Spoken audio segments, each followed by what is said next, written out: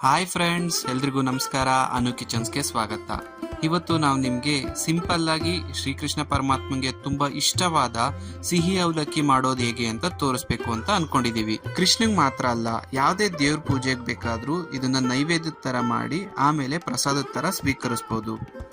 ಪೂಜೆಗೆ ಅಷ್ಟೇ ಅಲ್ಲದೆ ಯಾವಾಗಾದ್ರೂ ಏನಾದ್ರೂ ಸ್ವೀಟ್ ತಿನ್ಬೇಕು ಅನ್ನಿಸ್ದಾಗ ಸುಮ್ಮನೆ ಹೊರಗಡೆ ಹೋಗಿ ತಿನ್ನೋ ಬದಲು ಮನೇಲೇನೆ ಈ ಸ್ವೀಟ್ ಅವಲಕ್ಕಿನ ಇಲ್ಲ ಸಿಹಿ ಅವಲಕ್ಕಿನ ಮಾಡ್ಕೊಂಡು ತಿನ್ಬಹುದು. ಬನ್ನಿ ಹೇಗ್ ಮಾಡೋದು ಅಂತ ನೋಡ್ಕೊಳ್ಳೋಣ. ನಾವಿಲ್ಲಿ 1/4 kg ಅವಲಕ್ಕಿನ 5 ನಿಮಿಷ ನೀರಲ್ಲಿ ನೆನಾಕಿಟ್ಟು ಅದನ್ನಿವಾಗ ನೀರಿಂದ ಸೋಸ್ಕೊಂಡು ಎತ್ಕೊಂಡಿದೀವಿ. ಇವಾಗ ಇದಕ್ಕೆ 5 ಏಲಕ್ಕಿ ಬಾಳೆಹಣ್ಣ ರೌಂಡ್ ಆಗಿ ಕಟ್ ಮಾಡಿ ಹಾಕೊಂತಾ ಇದೀವಿ. ಇದ್ರ ಜೊತೆ 1 ಅಚ್ಚು ಬೆಲ್ಲನ ಸಣ್ಣದಾಗಿ ತುರ್ಕೊಂಡು ಹಾಕೋತಾ ಇದೀವಿ.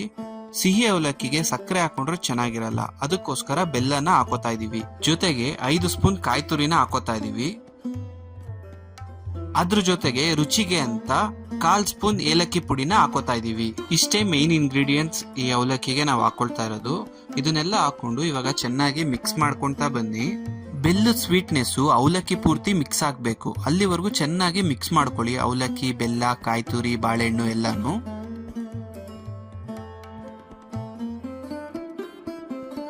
ಕೊನೆಗೆ 1/4 ಲೋಟದಷ್ಟು ಹಾಲ್ನ ಬಿಸಿ ಮಾಡಿ ಸ್ವಲ್ಪ ಆರಿಸಿ ಅದನ್ನ ಹಾಕೋತಾ ಇದೀವಿ. ಹಾಲ್ನ ನೀವು ನಿಮ್ಗೆ ಟೇಸ್ಟ್ ತಕ್ಕಂತೆ ಹಾಕೋಬಹುದು, ಇಷ್ಟೇ ಹಾಕೋಬೇಕು ಅಂತ ಏನೂ ಇಲ್ಲ.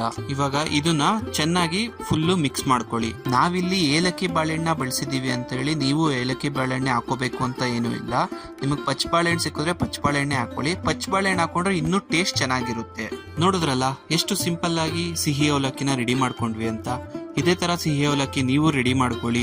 ಏನಾದ್ರೂ ಮನೇಲಿ ದೇವ್ರ ಪೂಜೆ ಮಾಡ್ಬೇಕಾದ್ರೆ ನೈವೇದ್ಯಕ್ಕೆ ಏನ್ ಮಾಡ್ಬೇಕಪ್ಪ ಅಂತ ಯೋಚನೆ ಮಾಡೋ ಬದಲು ಇದನ್ನ ಆರಾಮಾಗಿ ಮಾಡ್ಕೊಂಡು ದೇವ್ರಿಗೆ ನೈವೇದ್ಯಕ್ಕೆ ಇಡ್ಬೋದು.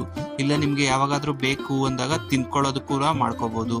ಐ ಹೋಪ್ ನಿಮ್ಗೆ ಅವಲಕ್ಕಿ ಇಷ್ಟ ಆಯ್ತು ಅಂತ ಅನ್ಕೋತೀನಿ. ನೀವು ಕೂಡ ಒಂದ್ಸತಿ ಮಾಡಿ ಹೇಗಿತ್ತು ಅಂತ ನಮ್ಗೆ ತಿಳಿಸಿ. ಇದೇ ತರ ಅಡುಗೆಗಾಗಿ ಅನು ಕಿಚನ್ಸ್ ನ ಸಬ್ಸ್ಕ್ರೈಬ್ ಮಾಡಿ.